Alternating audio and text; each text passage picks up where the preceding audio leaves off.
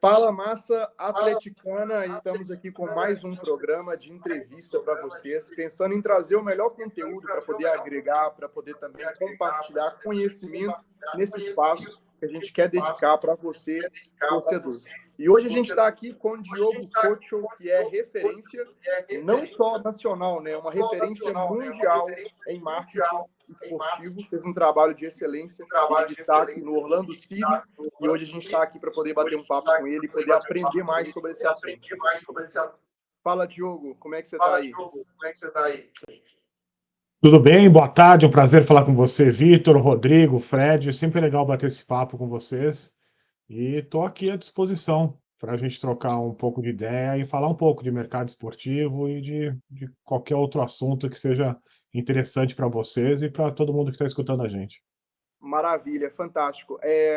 Até porque, né, a gente também está aqui com o Rodrigo, com o Fred, dá um alôzinho para a torcida aí, vocês dois.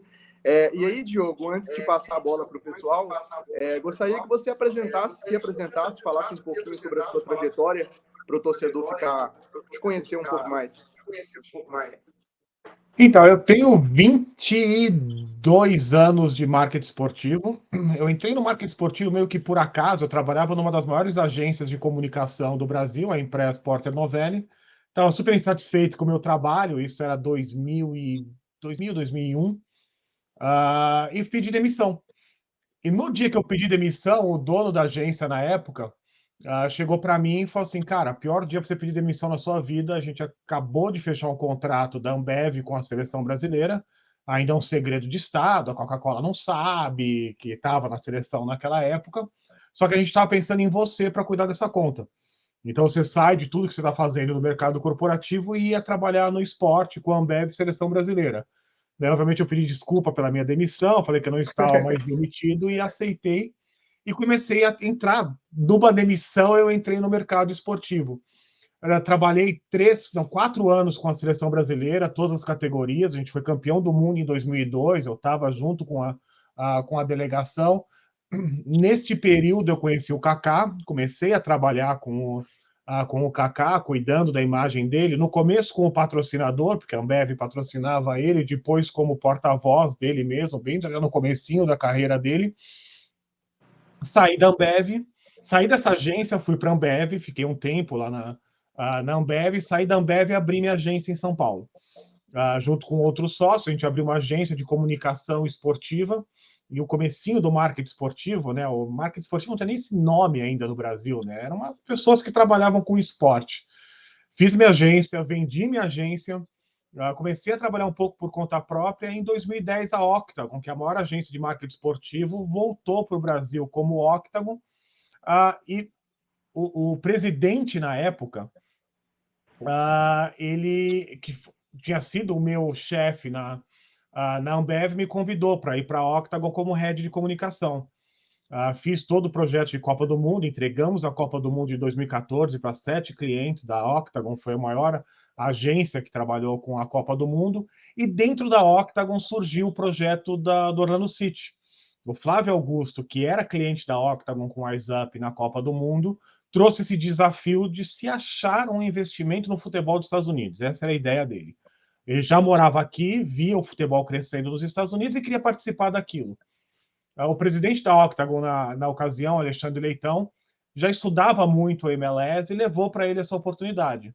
Então, dentro da Octagon, a gente fez, junto com outras pessoas, junto com a própria Octagon aqui dos Estados Unidos, a gente ajudou o Flávio nesse projeto de criação, de compra, de aprovação do Orlando City na MLS. 2013, final de 2013, se anuncia o time na MLS. Meio de 2014, a gente anuncia a contratação do Kaká e o empréstimo dele para o São Paulo. 2015, o time começa a jogar. Então, em dezembro de 2014, já para começar essa jornada nos Estados Unidos, eu venho aqui para os Estados Unidos, junto com outros 2 executivos da Octagon, incluindo o presidente, que virou CEO do Orlando City, o Alexandre Leitão, e começa essa jornada aqui, que começou num escritório de 5 pessoas, incluindo os 2 donos. Fiquei por quase 9 anos no Orlando City, fiquei um ano a mais do que a venda, né, do Orlando City. Eu trabalhei um ano com os novos donos, a família Wilf, E no meio do ano passado, decidi sair e começar a montar minha própria consultoria de marketing esportivo, de negócios, de internacionalização de negócios aqui nos Estados Unidos. Então, é uma jornada no esporte que começou, muito resumidamente, o que eu contei aqui, com uma demissão, e foi agora com 20 anos, fiz 2 temporadas de Fórmula 1, trabalhei com o Kaká, trabalho ainda com o Kaká, ainda sou o porta-voz dele por mais de 20 anos, trabalhei com o Neymar, trabalhei com o Ganso, trabalhei com o Roberto Carlos, trabalhei com o Cafu, com o Edu Dracena e tantos outros jogadores nesse período todo de 20 e tantos anos no esporte. Fantástico. Parabéns por toda a trajetória. Passar a bola para o pessoal aí, para a gente... Vamos lá, então. Ô, Diogo, a maioria dos clubes brasileiros, né, contratam agências, né, para prestar serviço com licenciamentos, desenvolvimento de produtos e atendimento ao cliente. No Orlando City isso não acontecia, né? Como que era a importância do clube, né, ser responsável por essa área? Sim, qual que era a nossa visão, e continua sendo a minha visão, para te falar a verdade. Eu sei que dependendo do ambiente, dependendo da estrutura do clube, isso pode ser mais ou menos possível. Mas a nossa visão era que não dava para terceirizar a paixão. O atendimento à paixão, aquela primeira pessoa que atende o apaixonado, o sócio, o cliente, né? Enfim, que é sempre um apaixonado, o futebol, o esporte, ele é movido por paixão. Não podia ser um terceirizado, não podia ser uma pessoa que pensa em outras coisas e um dos clientes dele é um clube de futebol. Aí todos nós viemos de agência, então a gente sabe como é que funciona dentro de uma agência, a gente sabia como a salsicha era feita, né? A gente brincava nisso. Então, assim, a gente nunca permitiu isso.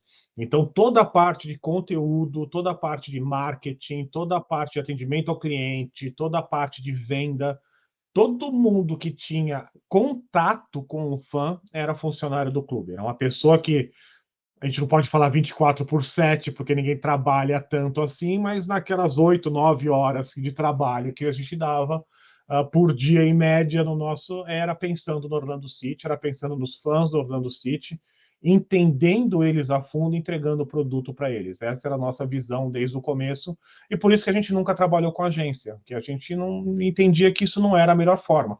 Claro que a gente tinha serviços terceirizados no Orlando City, mas sempre serviços que eram para prestar serviços para nós que estávamos de frente para o fã. Quem estava de frente para o fã, independente do trabalho que exercesse, eles eram funcionários do Orlando City, eles pensavam naqueles fãs o tempo todo. Muito legal. Ô, Diogo, você participou, né, desde da fundação e do iniciozinho do Orlando City, né? Então, toda essa questão do marketing esportivo, você pegou lá desde o iniciozinho, né, até agora a venda do clube e tudo. Qual que foi os maiores desafios que você encontrou nesse período, né? E como que funcionava a estrutura do seu marketing, né? Que você foi desenvolvendo, né? Eu sei que, por exemplo, você tinha um setor que só vendia patrocínios, outro setor que fazia outras coisas do marketing. Como que funcionava isso, assim? Assim, todas as fases do clube teve um desafio diferente. O primeiro, que a gente era muito pouco sofisticado, né? A gente era poucas pessoas fazendo muita coisa, isso sempre é um desafio, aquele começo do clube, até todo o desenvolvimento, toda a sofisticação do clube. A gente é um clube que, por decisão do próprio CEO na época, a gente já nasceu digital, a gente já nasceu dentro de Salesforce, desde o primeiro dia a gente já estava, tudo que gerava o clube, geravam dados para a gente poder tomar decisões a partir desses dados. Então a gente já nasce de um clube digital, o que é difícil hoje em dia, né? Os clubes já são centenários, é difícil de se digitalizarem nesse dia. Então cada fase teve um desafio muito grande. Eu acho que, assim, da minha parte de comunicação, eu acho que a identidade do clube no começo foi o maior desafio. Assim, quem a gente quer ser? Que clube é esse que está nascendo aqui na Flórida Central? A gente quer ser conhecido como Magic, Orlando Magic, como o clube que representa o que Orlando é para o mundo. Aí a gente tomou a decisão que não, a gente não queria ser isso, porque o Orlando Magic já estava com essa pegada, já estava atingindo esse nicho. A gente decidiu ser o clube que representava quem mora em Orlando. Então, as pessoas de Orlando, a comunidade de Orlando, e a partir daí comunicar para eles de forma orgânica e de forma, obviamente, usando todas as ferramentas de comunicação, que a gente era parte dessa comunidade, que a gente tinha chegado para ficar, que a gente estava representando eles, que a gente não ligava muito porque Orlando era conhecido no mundo inteiro. Então, assim, desde a composição gráfica, desde a comunicação, desde o marketing, tudo que a gente fez com a comunidade, a gente é um clube muito presente na comunidade, foi para mostrar para quem mora aqui que esse clube representa eles. E isso deu tão certo que hoje Orlando City, a última pesquisa que a gente tem é de 2 anos atrás, vai sair uma nova esse ano, mas a gente já estava quase encostando no Magic em popularidade. A gente já era quase tão popular em Orlando quanto o Magic, tendo 25 anos a menos. Então, muito provavelmente, esse ano a gente já deve passar, a gente já deve ser o clube mais popular aqui da região de Orlando. E para quem já tem a oportunidade de vir para cá, é muito mais fácil você ver uma bandeira do Orlando City, uma pessoa usando uma camisa do Orlando City, um adesivo no carro do Orlando City, ou uma placa do Orlando City, que isso é muito comum nos Estados Unidos também, do que do Orlando Magic, por exemplo, ou de qualquer outro time da região. Por quê? Porque a gente pegou o coração e a mente dessas pessoas aqui, que moram aqui. Então, eles entenderam que a gente representa eles. Eu acho que esse foi o grande desafio que a gente teve, foi lá no começo a gente achar a identidade. E a partir do momento que você acha a identidade, você acha o teu caminho, você descobre quem você é, aí acho que todo o resto fica mais fácil. Então, eu acho que se a gente tinha que definir um desafio, acho que esse foi o grande desafio que a gente teve. Diogo, você acha que, por exemplo, mesmo a gente tendo clubes centenários no Brasil, por exemplo, que alguns clubes brasileiros ainda têm essa dificuldade no marketing esportivo de saber o que ele quer, a sua identidade, aonde ele quer chegar? Vários deles, vários. Vários eles vão mudando ao longo do tempo e muitas vezes vão mudando pela moda. Então, assim, a moda é ser um time internacional, então temos que internacionalizar a marca. Então, a gente vai jogar uma competição em algum lugar do mundo, dane-se onde. Pode ser uma competição que só brasileiro vai ver, que só passe para o Brasil, mas se ela for fora, a gente está internacionalizando a marca. Então, isso é uma moda que teve algum tempo atrás. Ou a moda é comunidade. Então, a gente vai fazer tudo para a comunidade aqui. Então, a gente vai abrir um instituto, a gente vai fazer isso, vai fazer aquilo. Ou agora a onda é ser um clube moderno. Então, a gente vai fazer tudo que uma instituição moderna faz. Então, eles vão mudando muito isso. Poucos times no Brasil, em alguns lugares do mundo também, o Brasil não é um caso isolado, tem muito essa dificuldade de se entender o que a gente é, o que a gente representa. E a partir daí, você tem que ser orgânico nisso. E não é uma decisão sua, é uma identificação. No nosso caso, foi quase uma decisão, porque a gente criou um clube do zero. Mas, cara, o clube do zero é um caso muito isolado. Normalmente, em instituições centenárias, você tem que passar por um processo de identificação. Não é uma decisão tua o que aquilo representa depois de 100 anos. É você identificar aquilo e trabalhar. E só voltando um pouco na tua pergunta anterior, que eu não respondi um pedaço dela, de como a gente estava estruturado. A nossa estrutura no Orlando City, a gente tinha uma área de comunicação, que era a minha área, que eu respondia por todo o conteúdo digital do clube, pela TV do Orlando City, pela transmissão de boa parte dos jogos em TV local e toda a parte de comunicação tradicional. Então, tudo que era comunicação estava embaixo de mim. A gente tinha e ainda tem, obviamente, um departamento de marketing que cuida da marca do clube. É o que o clube é, qual que é a marca do clube, proteger a marca do clube, fazer os outdoors, fazer toda a comunicação em marketing, né, em publicidade que a gente tinha que fazer. E a gente tinha um terceiro departamento que era de vendas e atendimento ao cliente. Então, o marketing do Orlando City, ele não vendia, o marketing do Orlando City, ele não atendia cliente diretamente. A gente tinha uma estrutura lá que era praticamente uma mini agência de marketing esportivo, onde a gente desenvolvia produtos e serviços para patrocinadores. A gente chegou a ter 42 patrocinadores, então eram bastante clientes que a gente atendia, que era a equipe responsável por vender, atender e entregar essas ativações e todos os produtos que a gente tinha para esses clientes, obviamente com o apoio do marketing de comunicação, de digital, de todos os produtos. A gente trabalhava muito junto, mas eram 3 entidades diferentes. No Brasil, a gente confunde muito marketing com vendas. Então, o marketing do clube, na verdade, é quem vende patrocínio.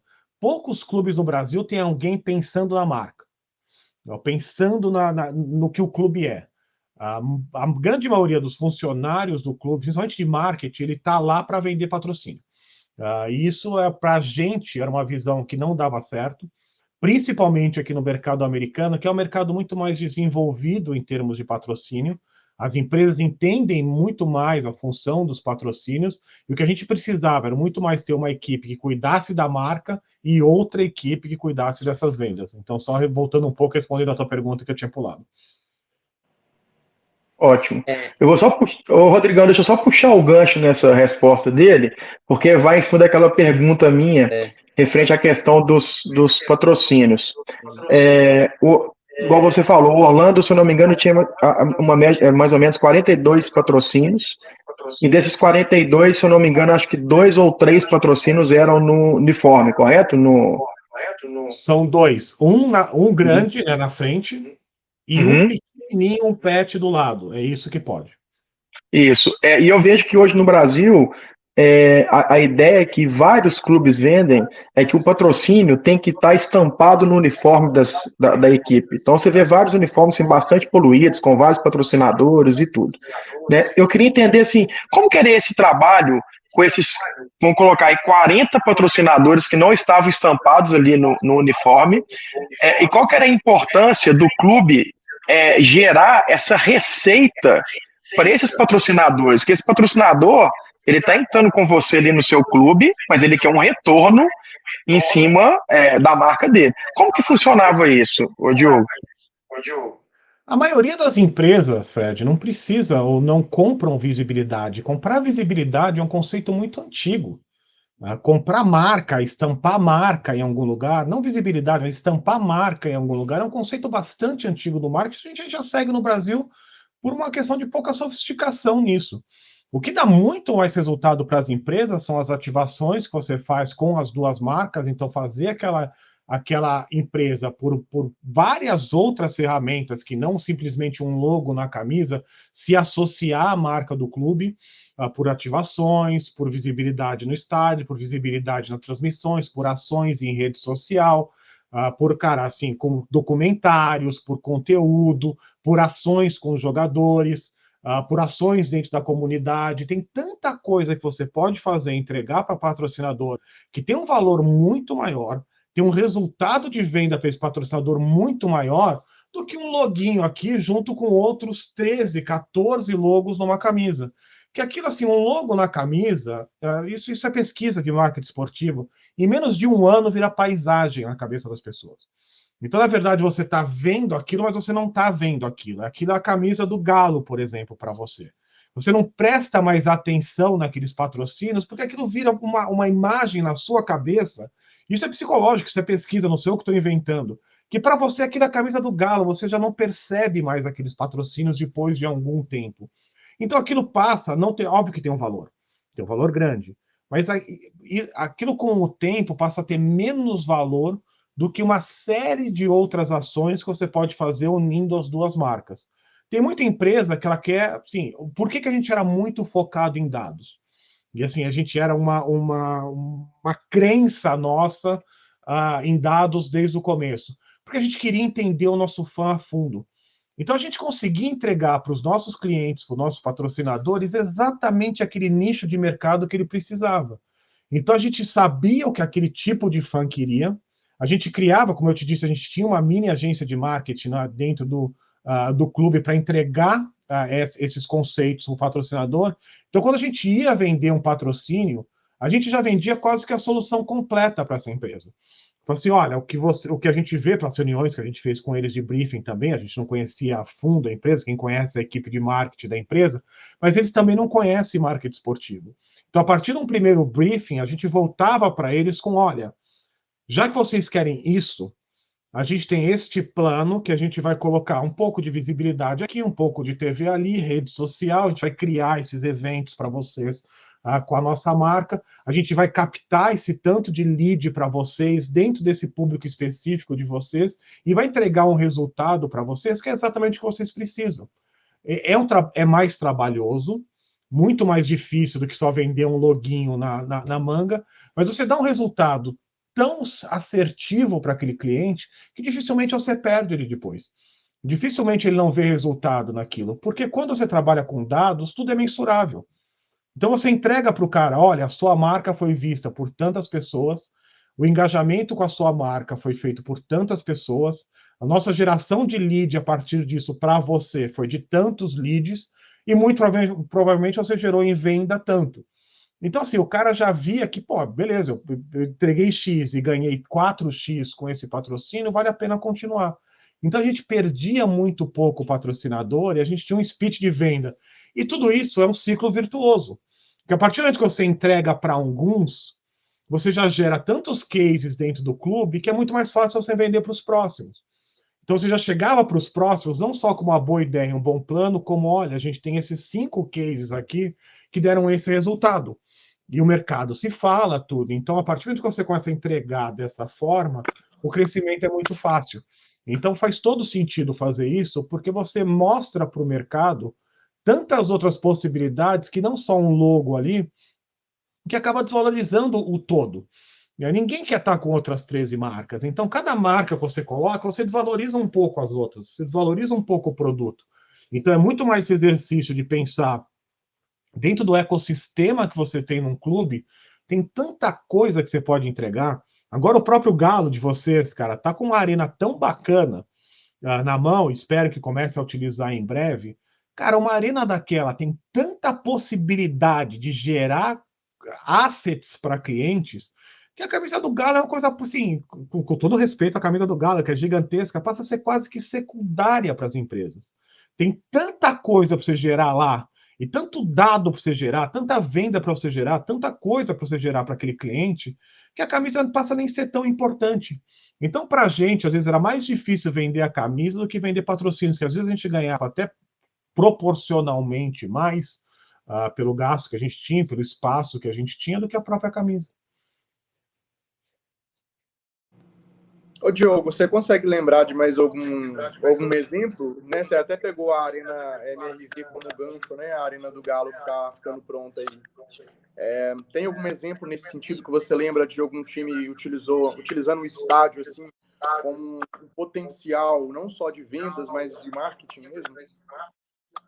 Eu fiquei muito amigo aqui na Flórida Central do Claudio Macedo, que é o CEO da W Torres Arena, que administra o Allianz Parque. E eu fui fazer uma visita, não nessa última vez que eu fui para o Brasil, há um mês atrás, mas quase praticamente um ano atrás, eu fui visitar o Allianz Parque. E eu fiquei bastante, cara, extremamente impressionado com a administração deles. De tudo que eles fizeram lá dentro para gerar receita. A gente está falando da Arena, a gente não está falando deles, nem tem essa ligação com o clube, quer dizer, a Arena é deles, tem toda aquela parceria, bom, a gente não vai entrar nisso agora com o Palmeiras, mas estou falando só da parte da Arena. A monetização que eles fazem lá é uma coisa extremamente, assim, impressionante. Eles têm 2 ou 3 restaurantes excelentes lá dentro, que funcionam todos os dias, então eles usam o estacionamento, eles usam a estrutura, eles usam os restaurantes, você pode almoçar, jantar lá dentro, restaurantes de altíssimo nível, uma casa de carnes, um italiano e um japonês de altíssimo nível. No dia de jogo, isso se converte para camarotes com tudo inclusive, então esses restaurantes fazem menus fechados, você paga um preço fixo, você vai lá, janta com a sua esposa, com o teu parceiro de negócio, com os seus amigos, com quem você queira, e assiste o jogo num excelente lugar lá também, então vira uma experiência, então eles funcionam. A parte de baixo da arquibancada, eles criaram coworks, então assim, tem pessoas e várias pessoas que trabalham lá todos os dias dentro do Allianz Parque, atrás das arquibancadas, em escritórios que eles criaram lá, um ambiente super legal, onde às vezes você tem vista para o estádio, você pode sair, almoçar, olhando o estádio, então você está num ambiente super legal. Então, novamente, eles usam espaço, usam a garagem para ter isso. A estrutura de show deles é muito bacana, tudo que eles fizeram, todos os camarins, todas as entradas e saídas de show para eles. Então eles criam assim, eles fizeram no teto que tinha, que ninguém utilizava aquilo, era um teto, um telhado. Eles criaram agora uma casa de show para, se não me engano, 4.000 pessoas lá dentro. Então eles podem fazer shows para 60 mil pessoas, não tenho certeza de quanto cabe no Allianz Parque, no gramado, mas eles podem fazer shows também para menos pessoas, ou eventos para formaturas, ou outros eventos para isso, dentro do próprio Allianz Parque. Então eles criaram uma série de coisas, além do clube, além dos jogos, além de tudo mais, para fazer dinheiro, que foi uma das coisas mais impressionantes que eu vi no mundo, e acontece em São Paulo, acontece no Brasil, aí perto de vocês. Ô, Diogo, mudando um pouquinho, né? Como que você tá vendo essa chegada das SAFs no Brasil e também em algumas capitais norte-americanas, né? Você acha que o marketing esportivo se fortalece com a vinda dessas SAFs? Cara, eu vejo com muito otimismo o que está acontecendo no Brasil. Eu acho fundamental a aprovação da Liga. Eu acho que o ambiente de SAF não se sustenta sem a Liga.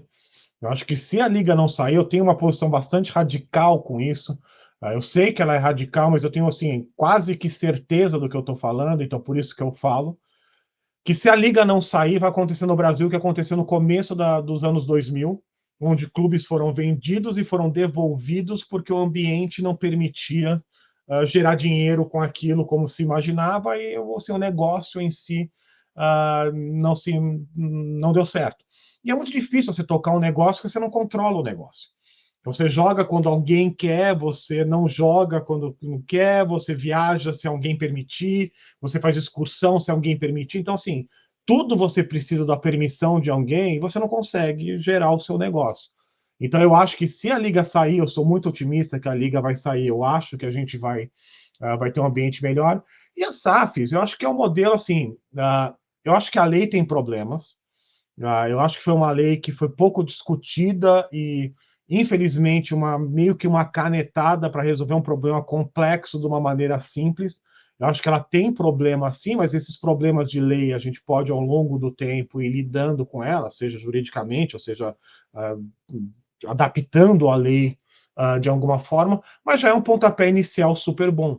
E a gente já vê alguns casos que estão tendo algum sucesso, e estão tendo pelo menos um norte aí que vai fazer coisa legal. E para o marketing esportivo é super importante. Porque assim, o marketing esportivo, a comunicação esportiva, a minha área especificamente, é um trabalho de médio e longo prazo. Se não dá para você fazer tudo isso, não dá para você pensar numa estratégia para um clube ou na criação de qualquer coisa para um clube que seja de 2 anos, de 3 anos. O que acontece hoje no Brasil, você entra num clube sem histórico nenhum, você fica 6 meses, 1 ano para entender aquela confusão, você trabalha 1 ano e no terceiro ano você trabalha para tentar reeleger o presidente. Se não reeleger, tudo que você fez naqueles outros 2 anos é jogado fora. Então, a maioria dos clubes operam, como eu costumo brincar, é um avião que decola, vai um pouquinho, pousa, para ter que decolar de novo, andar um pouquinho, pousar. Quando um clube, seja ele associativo, ou seja ele uma SAF, uma empresa, que tenha um mínimo de continuidade e governança, você decola esse avião, você continua. Se você tiver que trocar o piloto desse avião, o avião não precisa pousar. O piloto sai, outro piloto entra e aquilo segue. E eu acho que a SAF e as empresas têm uma possibilidade disso acontecer em alguns ambientes de forma mais rápida e de forma melhor. Se você me perguntar, um clube para ser organizado, ele precisa ser uma empresa? Não. A gente tem excelentes clubes no mundo todo associativos que dão muito dinheiro, são muito bem administrados e têm excelente governança. O Real Madrid é um clube associativo, o maior clube do mundo é um clube associativo, ele não é uma empresa, ele não é uma SA, ele é um clube associativo. O Barcelona é um clube associativo, com alguns modelos diferentes, um pouco mais complexo. E tem empresas que são pessimamente administradas. Existem péssimas empresas no Brasil e no mundo todo, então não é uma regra. Mas a partir do momento que a gente tem clubes associativos surgindo no Brasil, organizados, com boa governança e com planejamento de médio e longo prazo, e as SAFs chegando para transformar alguns clubes que não têm isso num modelo mais organizado e que tenha um médio e longo prazo para se trabalhar, para nós profissionais de comunicação e marketing esportivo é uma excelente notícia, porque estimula o pensamento de longo prazo dentro dos clubes. A gente começa a ver resultado nessas estratégias de médio e longo prazo nos clubes, que acabam sendo copiadas por outros clubes, porque senão eles não se sustentam mais. Então, para a gente que precisa disso para desenvolver um bom trabalho, é uma excelente notícia. Falando Ô, Diogo, eu vou... Pode ir, Vitor, vai lá. Até pegando essa sua resposta como gancho, né, a gente ia perguntar da governança, da gestão, do impacto de uma gestão que caminha lado a lado com o marketing, né? Não é uma coisa que funciona de forma independente, é uma coisa que funciona de forma profissional e conjunta. Pensando no futebol de modo geral, essa questão da SAF, até das associações, enxergarem o futebol como um negócio, como processos que precisam ser desenvolvidos de forma extremamente profissional. Qual que é o impacto hoje que você pode dizer assim, não, o impacto de um marketing ruim a longo prazo, pensando na gestão de um clube? Marketing ruim? Marketing ruim destrói, cara, qualquer empresa, qualquer instituição, qualquer clube. O marketing, e marketing, assim, a gente coloca no marketing comunicação, conteúdo, tudo isso aí é a marca do clube. A marca de qualquer empresa, bem trabalhada, garante o sucesso e o futuro dessa empresa. A marca mal trabalhada, mal gerida e mal protegida é uma das grandes causas, e sempre talvez a causa principal, do fracasso de uma empresa, de uma instituição, do que seja, de uma pessoa. Se você não trabalha bem a sua marca pessoal, ao longo do tempo, se você não protege a sua marca pessoal, ao longo do tempo você destrói a sua carreira. Então, é uma das coisas mais importantes para a gente ter e para qualquer empresa, qualquer instituição ter. Então, o impacto disso no médio prazo ou longo prazo é gigantesco. Não tem nada mais importante para um clube do que a própria marca.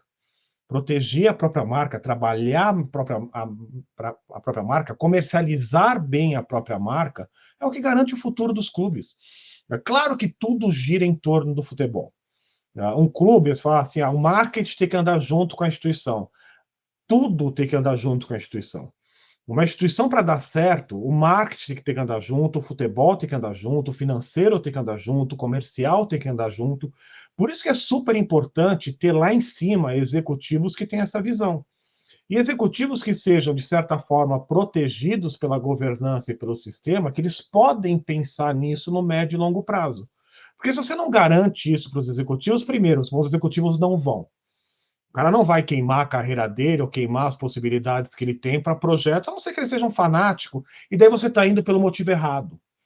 Você contratar um fanático barato, ou um abnegado, ou um cara que tope fazer isso para você, ele está indo pelo motivo errado, por mais nobre que seja. O motivo não devia ser esse, o motivo deveria ser fazer um bom trabalho, um trabalho que de médio e longo prazo vai dar um bom resultado e ter uma governança e uma proteção para isso. Por isso que eu vejo com bons olhos essas melhores administrações, os associativos e essas SAPs, os clubes se tornando empresa, porque criam um ambiente para isso. Então, assim, é importantíssimo o marketing do clube, não só para comercializar, não só para trazer dinheiro, não só para gerar receita, mas para gerar futuro. O futuro do clube é a sua marca. Então, isso não tem para onde fugir. O futuro de qualquer coisa é a sua marca. Diogo, só voltando um pouquinho no assunto que você falou interessante, que assim, a gente vê que hoje no Brasil a gente tem esse modelo que de 3 em 3 anos do associativo você muda praticamente a direção do clube inteira, né? Presidente, funcionários, diretores e tudo, né? E a gente vê que o modelo americano é muito diferente disso, né? Na NFL, NBA, né? Major League Soccer e tudo. Você acha que a grande diferença hoje e o segredo do sucesso americano e que a gente tem uma dificuldade no Brasil hoje é exatamente a governança? Fred, não é o segredo americano isso, é o segredo do sucesso do esporte, em qualquer lugar do mundo. O segredo do sucesso do Real Madrid, para a gente não ficar falando só dos Estados Unidos, é exatamente esse, do Manchester United, do Manchester City, é exatamente esse. É você ter, tudo bem, você pode ter eleição, você pode trocar de presidente, você pode trocar lá em cima o conselho político, tudo, isso é normal em várias instituições do mundo, inclusive essas que eu citei, tirando o Manchester United, mas as outras duas acontecem, só às vezes tem uma reeleição, mas acontece com bastante frequência, mas todas essas instituições de sucesso, elas têm normas de governança que permite que aquela parte um pouquinho mais embaixo tenha tranquilidade para trabalhar, não dependa de eleição. Então, assim, a pessoa que cuida de comunicação no Real Madrid está lá desde a época que eu ia para lá, na época do Kaká e até antes disso. Já saiu, já voltou, a pessoa de marketing, ou seja, boa parte da equipe continua lá, e em todos os outros segmentos funcionam isso. Então, você não muda o clube inteiro numa eleição. Uma eleição não divide o clube, assim, tem normas rígidas no clube que impede um presidente de lotear o clube inteiro para criar uma base, para gerar dinheiro, para ser eleito, no que ele tem que chegar lá e, cara, distribuir cargos como se fosse um partido político. Isso, com normas de governança, isso é estatuto, você não pode fazer. O limite de mudanças que um presidente pode fazer, geralmente lá em cima na parte política, é o limite dele. Ele só pode trocar outros funcionários e outros executivos se ele tiver um motivo forte para isso, um motivo normal, um motivo de mercado. Não é que o cara tem uma proteção lá quase estatal e concursada, não é isso. Mas você não pode, por outro lado, também sair mudando todo mundo por uma questão política. Então é muito mais de você desenvolver normas de governança que, confesso, são mais fáceis de fazer quando você tem uma empresa e um dono, porque, na verdade, o dinheiro dele está ali na reta, então ele quer os melhores com ele, e ele pensa um pouco mais a longo prazo, mas isso não é impeditivo num associativo, a partir do momento que você estabeleça e tenha regras de governança que sejam parte do estatuto, que impeçam o cara que entre de mudar a estrutura do clube inteiro. Então, permita aquela metáfora que eu fiz do avião, do piloto trocar e o avião continuar. E aí, com a competência do piloto, ele vai mais alto ou ele vai mais baixo. Ele pode ter uma crise, ele pode subir até voos mais altos se ele for mais competente, mas o avião não tem que pousar. O que acontece em muitos casos no Brasil é esse: o avião decola, vai um pouquinho, pousa, vai decola, vai um pouquinho, pousa. Isso, ao longo das décadas, faz você perder um tempo, faz você perder um desenvolvimento, faz você perder um histórico que destrói os clubes. Então, assim, não tem um modelo certo, mas, assim, aqui nos Estados Unidos esse modelo é mais usado, sem dúvida nenhuma. Por quê? Porque todas as franquias que você citou, de todas as ligas, eles têm dono. Eles têm que dar resultado, eles têm que dar um lucro, eles têm que aumentar em equity, se for essa a estratégia, eles têm que dar um resultado operacional positivo, pelo menos. Então, a partir daí, o cara faz, as normas de governança são mais lógicas, existem mais. Mas não é um impeditivo nem uma regra fixa. Não precisa ser como os americanos, mas precisa ser como as franquias e times de sucesso no mundo todo. Ótimo. Você falou também aí, acabou que a gente entrou um pouquinho no assunto referente à liga, e a gente observa que a liga brasileira, né, eles estão em negociação e assim, ela caminha, aí parece que na hora que está caminhando ali para o final feliz, dá 2, 3 passos para trás e volta aquela morosidade toda de novo, aí eles começam a negociar de novo. Você acha que a grande dificuldade hoje é que os clubes brasileiros, eles enxergam um ao outro como rivais dentro de uma liga do que sócios de um produto? Sabe qual que é o problema que acontece na visão do Brasil, da liga? Cara, eu faço uma analogia que é com a pizza. No Brasil é o seguinte, assim, a gente vai distribuir a pizza, então eles colocam a pizza em cima da mesa, todo mundo começa a brigar pelaquela pizza e acaba caindo 2, 3 pedaços no chão, de 8 pedaços eles distribuem 5. Aí um fica com 2, um fica com 3 e o resto não fica com nada e 3 pedaços no chão. Então você briga pela pizza. A visão americana disso é muito mais de você se juntar com todos os outros, produzir mais pizzas juntos com o negócio, fazendo o negócio crescer, para que quando a gente for distribuir a pizza, tenham mais pedaços, tenham mais pizzas para distribuir. Então, essa visão que você, cara, tem que ser concorrente dentro do campo e das quadras. Quem acompanha a NFL, NBA, a própria MLS, ou o beisebol, o hockey, qualquer esporte americano, eles são extremamente competitivos dentro do esporte.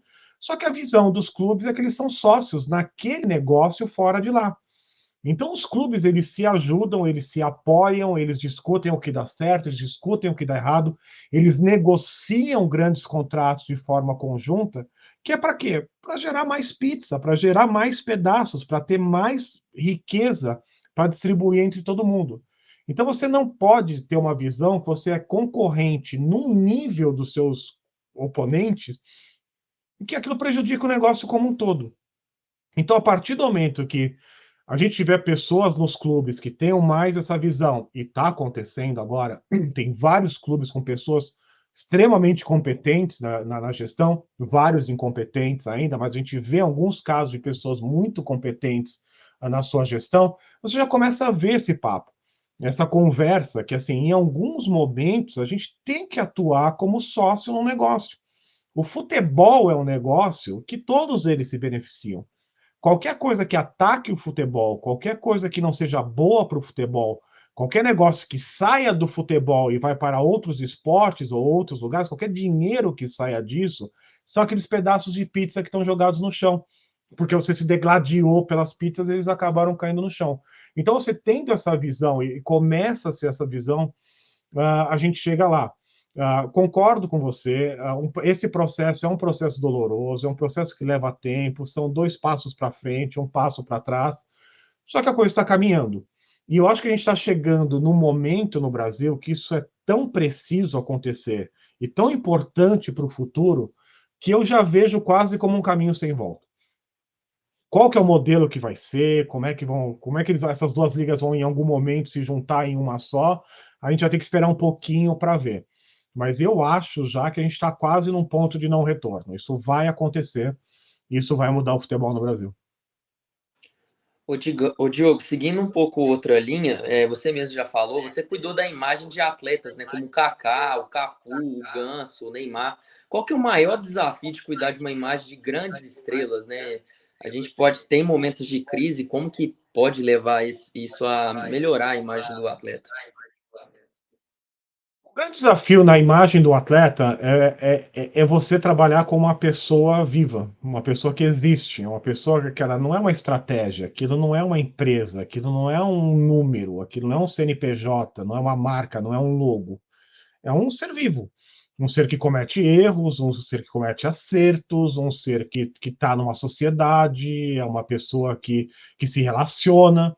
Então, o grande desafio é você entender isso e criar coisas em volta dessa pessoa que a protegem de qualquer crise de imagem que possa acontecer. Então, é você estar muito perto daquilo e entender que a gente não cria a imagem. A gente amplifica a imagem, a gente amplifica alguns pontos de uma imagem, a gente vende aquela imagem que já existe, já é orgânica, de uma maneira mais comercializável. Mas você não cria um novo Kaká. Você não transforma um Ganso no Kaká, você não transforma o Neymar no Kaká, um Kaká no Neymar, um Ganso no Neymar, um Neymar no Ganso. Eles são pessoas únicas, e você saber identificar esses aspectos únicos de cada um e levar essa imagem para o que o mercado precisa, é um dos maiores desafios que a gente tem.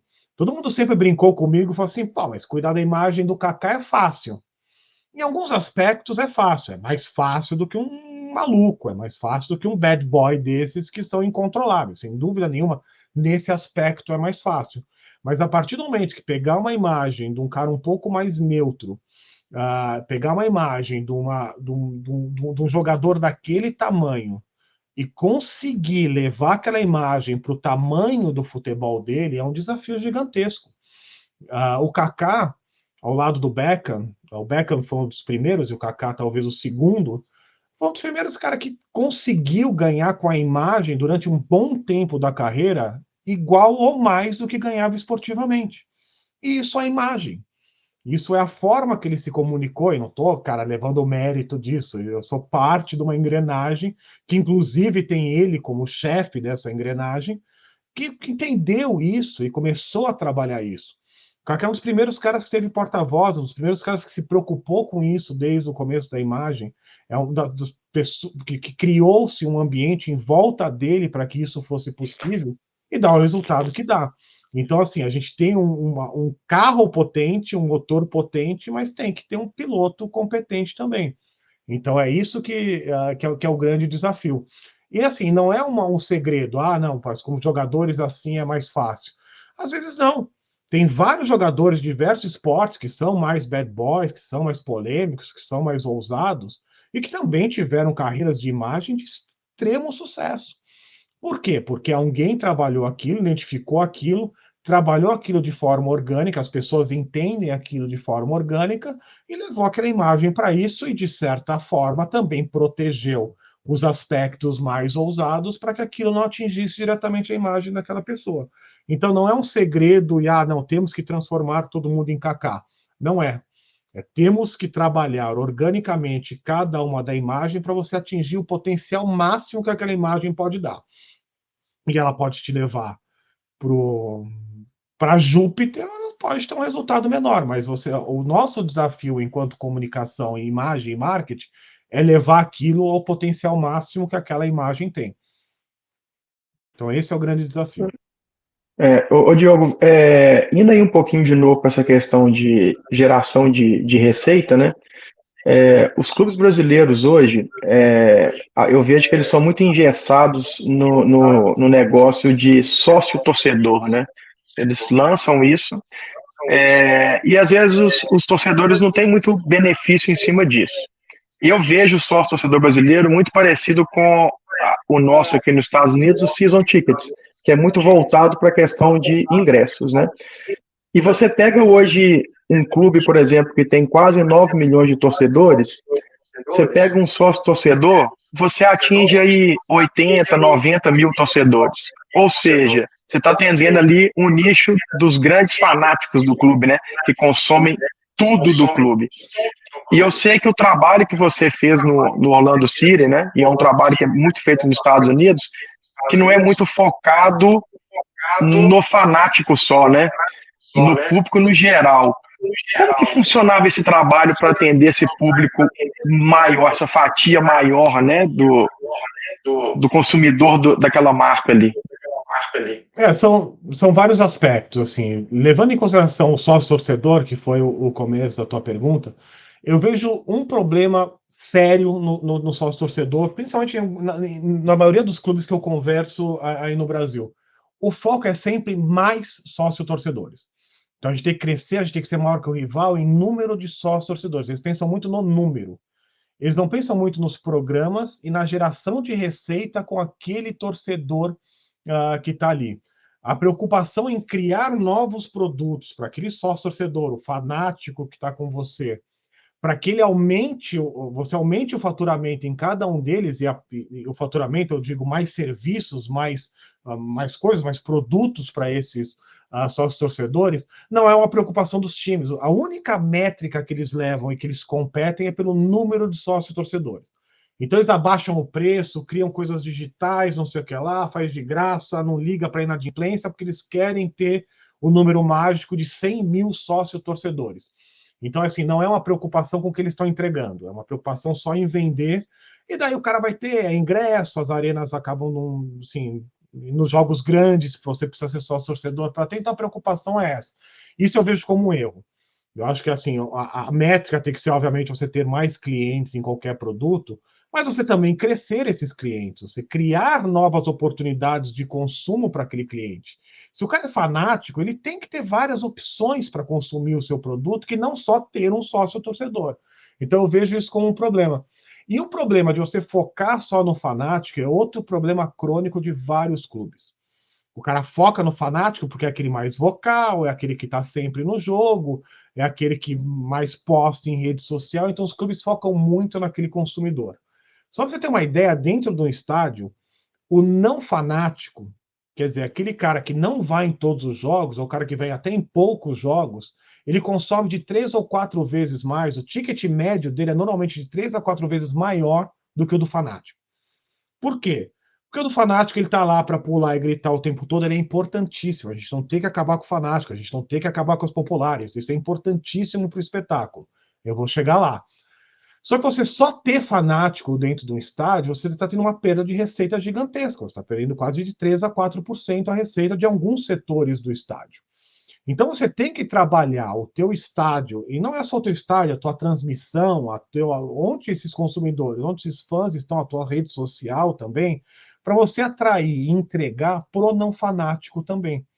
Então, assim, a gente tem que ter lugar para o fanático, a gente tem que atender o fanático, ele tem que estar super empolgado, ele que cria aquele ambiente dentro do estádio. Os não fanáticos vão ao estádio para ver o jogo e para ver os fanáticos, é um aspecto importantíssimo da experiência, só que não pode ser só aquilo.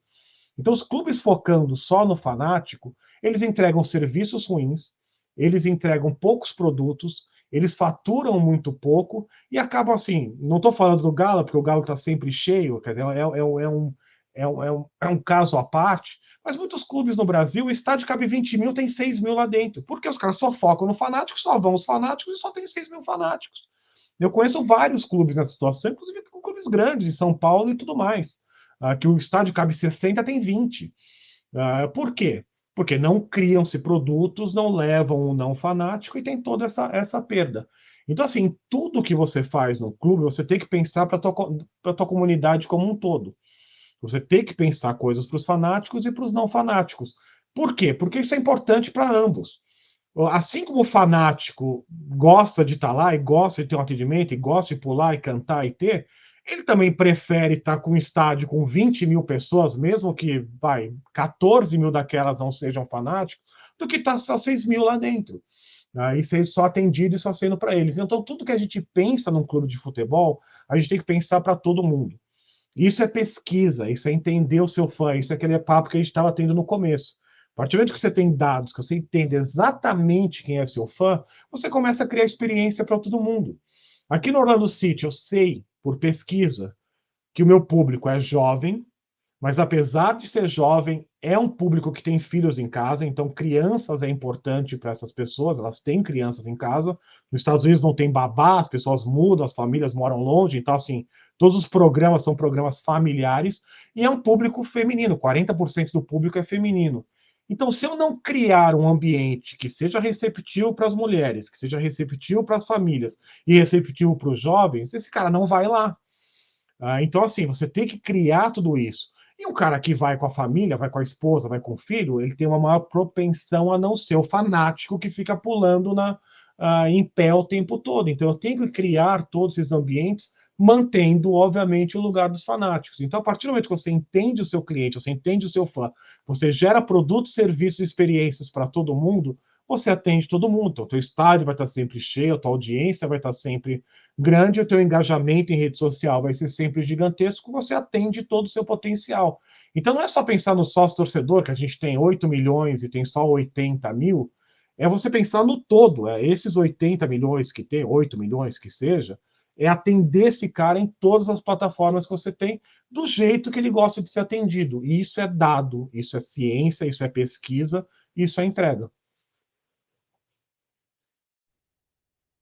Ótimo. Vamos lá, Vitor, tem alguma pergunta?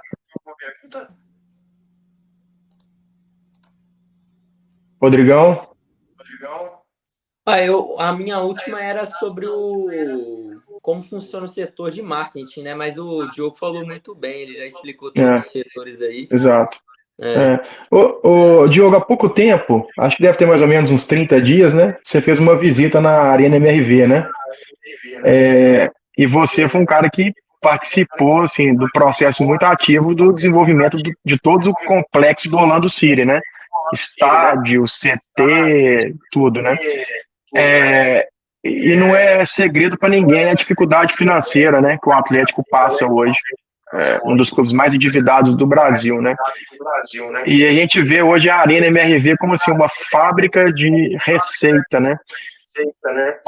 Você vê a Arena hoje assim, um marco nessa virada de chave do Atlético, e ela pode ser importante nessa geração de receita para o clube conseguir começar a equilibrar suas contas no futuro? Sem dúvida nenhuma. Eu fiquei extremamente impressionado com a Arena MRV. Agradeço ao Pedro, agradeço ao CEO do Atlético, que eu tive a oportunidade de conhecer lá. Agradeço todo mundo que me recebeu com tanto carinho, com tanto tempo para me mostrar tudo. Eu estava super curioso para conhecer a Arena, tive essa oportunidade, a coisa de um mês atrás, e fiquei super impressionado. É, sem dúvida nenhuma, uma das melhores arenas do Brasil. Eu acho que super bem pensada para atender o consumidor dessa forma que eu respondi na última pergunta. Toda a questão de internet, toda a questão dos camarotes, da comida e bebida, dos acordos que eles estão fazendo, de todas as entregas digitais na Arena Nova, toda aquela parte da esplanada na frente, é uma área de convivência dos torcedores, de eventos, de várias coisas que dá para fazer uma monetização muito boa da Arena. Eu acho que aquela Arena bem gerida, e eu tenho certeza que ela vai ser bem gerida, vai ser sem dúvida nenhuma um marco do futuro do Atlético Mineiro. Eu acho que o potencial daquilo gerar dinheiro, com tudo o que dá para fazer numa arena, num equipamento como aquele que o Atlético teve a possibilidade de construir, e eu sei do sacrifício que é construir aquilo tudo com dinheiro, ainda mais sem tanto dinheiro assim, né, com todo o Atlético, mas assim, foi um desafio, a torcida tem uma participação fundamental naquilo, a entrega, pô, qualquer camarote que você coloca para vender, vende rápido, qualquer cativa que você coloca para vender, vende em horas. A participação da torcida do Atlético foi gigantesca nisso tudo, e tem na mão, e eu espero que possa jogar lá o quanto antes. Eu sei que tem uns problemas viários, eu percebi isso na minha chegada lá, acho que tem alguns problemas viários para ser resolvido ali, mas isso resolvido ou equacionado de alguma forma para que o Atlético consiga começar a jogar lá, cara, você não tem a dúvida nenhuma que vai ser um marco e uma virada nisso tudo. Seja para o futuro do Atlético, que eu não sei qual vai ser, se se transformar numa SAF, se vai ser vendido, se vai continuar associativo, eu não vou entrar nesse mérito, porque não é um clube que eu conheça a fundo para estabelecer qual que é o futuro do Atlético, mas independente de que caminho e que modelo o Atlético for seguir, ter essa arena, ter essa nova casa e ter esse equipamento vai ser fundamental no futuro do clube. Vai existir o Atlético Mineiro antes da Arena MRV e o Atlético Mineiro depois da Arena MRV. Aconteceu com outros clubes no Brasil, aconteceu com outros clubes no mundo e vai acontecer com o Atlético Mineiro. O trabalho que foi feito lá, e a construção, e o pensamento, e todos os modelos que eles usaram, das melhores práticas, das melhores soluções, em várias arenas que eles visitaram no mundo, é um trabalho para quem conhece. Eu tenho a possibilidade e tive a oportunidade de conhecer diversas arenas no mundo de excelente qualidade. É uma das arenas que mais me chamou a atenção, sem dúvida nenhuma. O trabalho que foi feito na Arena MRV é fantástico. Fantástico, fantástico. Eu até peço desculpa, eu perdi o áudio aqui rapidinho, mas já consegui me reconectar aqui. Diogo, a gente já está caminhando para o final, mas tem algo que despertou a nossa curiosidade por aqui. Né? Você comentou que você começou no marketing há mais de 20 anos, aqui no Brasil, né? Há mais de 20 anos atrás, já aqui no Brasil. E a gente sabe que o marketing ele se atualiza, ele muda todos os dias, são sempre novas tendências. Então, queria que você comentasse sobre essas mudanças, do que era lá atrás e de como é hoje, e, por fim, se o marketing hoje brasileiro, se o mercado brasileiro, se o Brasil hoje atrai um profissional como você, se o Brasil hoje atrai o profissional Diogo. O marketing mudou muito nos últimos 20 anos. Quando eu comecei a trabalhar com isso, primeiro não tinha nem esse nome. Segundo que a gente, cara, você ter assim, conteúdo sobre marketing esportivo, vinha tudo de fora, tinha pouquíssimos livros no Brasil, nenhum curso de marketing esportivo. Hoje você tem a CBF fazendo cursos de gestão e marketing esportivo, você tem a Trevisan, você tem a Federação Paulista com Masters, que é muito legal. Você tem no Brasil inteiro vários cursos, várias obras muito bacanas publicadas sobre esses assuntos, diversos profissionais que foram formados nessas últimas 2 décadas de marketing esportivo. A própria Copa do Mundo, a Olimpíada, todos esses eventos que vieram para o Brasil, capacitou e formou muita gente nisso. Assim, nem compara o que aconteceu com o marketing esportivo de quando eu comecei lá atrás. Eu fui um dos pioneiros disso, do que aconteceu nas últimas. O Brasil não só atrai profissionais como eu, por tudo isso que está acontecendo, e nesses projetos específicos de médio e longo prazo, sem dúvida nenhuma, vai começar a atrair profissionais como eu, não só eu, como outros profissionais também, que estejam fora ou que estejam até em outros mercados, que não o esporte, ou que tenham saído do esporte e vão ter a possibilidade de voltar agora, como de exportar também. O Brasil está formando excelentes profissionais de marketing e comunicação esportiva. Alguns desses profissionais já trabalham fora, o meu caso não é o único, muito pelo contrário, na própria MLS a gente tem outros brasileiros trabalhando, em vários lugares do mundo, instituições até bastante grandes, a gente encontra brasileiros trabalhando dentro de gestão, dentro de marketing, dentro de comunicação. Eu acho que, sem dúvida nenhuma, esse mercado cresceu gigantescamente nos últimos 20 anos, não vai deixar de crescer, muito pelo contrário. Com todo esse movimento que está acontecendo, que a gente discutiu nessa última hora aqui, isso só vai crescer ainda mais. Eu acho que para as pessoas que estão começando, para quem está estudando, cara, é um caminho, é um mercado que, assim, se eu tivesse estudando, se eu tivesse com 20 anos, 17, 18 anos, começando, pensando no começo da minha carreira, era um mercado que, sem dúvida nenhuma, eu ia olhar. Porque é um mercado que tem um futuro gigantesco no Brasil. Vai precisar de profissionais em níveis de C-level, em níveis de vice-presidência, mas também em outros níveis dentro do próprio clube. Então eu vejo, cara, com um mercado que mudou muito, cresce muito e tem uma oportunidade gigantesca para o futuro. Muito bom. Ô, Diogo, eu queria assim só fazer finalmente aí, o agradecimento, né? Assim, você foi super solícito comigo desde a nossa primeira conversa, né? A gente é um canal que tá começando aí falando sobre o Atlético, né? A gente tá bem no início, né? Eu já tenho um perfil já há mais tempo no Twitter, os meninos também, né?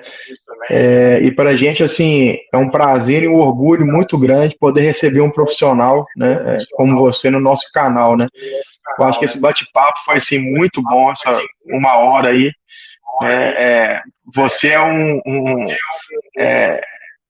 olhando a minha época e a sua lá atrás, né? Você é uma Barça de conhecimentos, né? Tinha né, a Barça lá atrás, assim. Então, para a gente foi muito bacana, né? Tirou muitas dúvidas, né? É um programa que a gente poderia ficar aqui 2, 3 horas com você, que ia ser agradável, né? Então, assim, eu queria te agradecer pela oportunidade que você, né, deu para a gente tê-lo aqui com a gente no nosso canal. E espero que mais para frente você volte e a gente fala sobre outras coisas também. Então, eu queria te agradecer. Não, foi um prazer, cara. É sempre legal fazer um bate-papo com pessoas como vocês. Cara, é um assunto que eu adoro conversar. E, assim, para todo mundo que está com alguma dúvida, que ficou com alguma dúvida, algum assunto que eu não pude tocar, ou que vocês queiram conversar comigo sobre isso, eu estou em todas as redes sociais. Meu nome é, assim, não tem outro Diogo Couto. Então, pode me achar no Instagram, no Twitter, no LinkedIn, manda uma pergunta para mim, manda uma DM para mim, uma mensagem direta no Instagram, que eu vou ter todo o prazer de conversar com todo mundo e tirar as dúvidas e poder colaborar com o que eu puder para a gente desenvolver esse mercado no Brasil e em outros lugares com brasileiros também. Foi muito legal conversar com vocês, cara. Boa sorte pro canal e, cara, sempre que precisar de mim, eu estou à disposição. Muito obrigado, viu? Perfeito, Diogo. Obrigado. Com certeza, como a gente disse no início, é um papo muito enriquecedor. E para a massa atleticana, você que está assistindo esse vídeo agora, você que está acompanhando, a gente sabe que é um assunto, né? O Galo nessa expectativa de virar SAF, de profissionalizar mais ainda seus processos. É um assunto que tem tudo a ver, não só com o presente do clube, não só com o futuro do clube, mas com o sucesso do clube. Então, eu acredito que tenha sido enriquecedor para todo mundo aí. Se você gostou, deixa nos comentários aí. Como o Diogo falou, você pode mandar uma pergunta, pode interagir, fique à vontade, esse espaço é com você. E agradecer ao Diogo mais uma vez. É excelente poder sentar e bater um papo com profissionais competentes desse tamanho. Obrigado pela oportunidade.